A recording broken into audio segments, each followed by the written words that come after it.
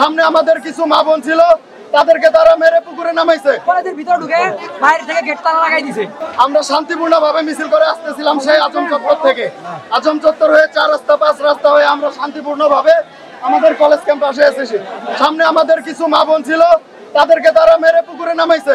বাস দিয়ে নামে ছাত্রলীগ ছিল 10 থেকে 15 জন, 1000 জনকে তারা ধাওয়া করার কিভাবে সাহস করে? এর পিছনে নিশ্চয়ই কোনো গভীর কারণ আছে।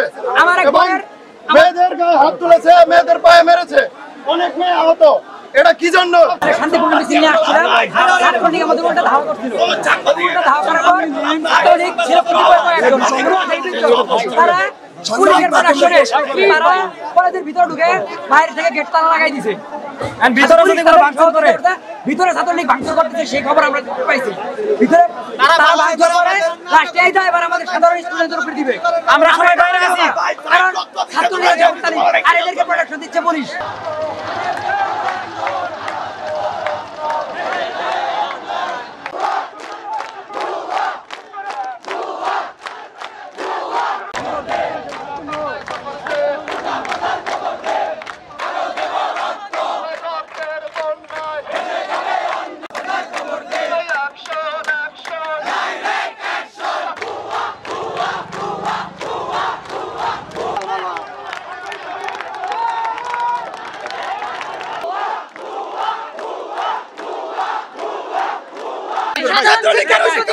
ছাত্রলীগের প্রতিষ্ঠান না, এখানে কোনো ছাত্রলীগের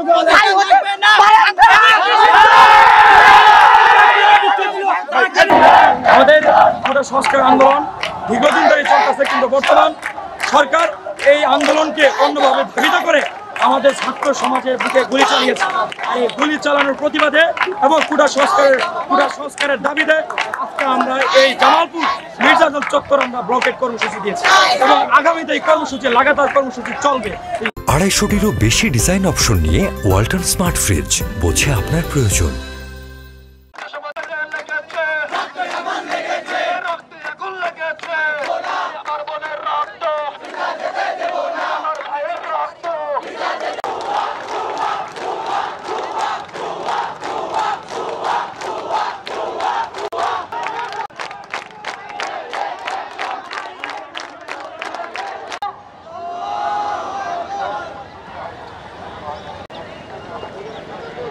اللهم بارك على محمد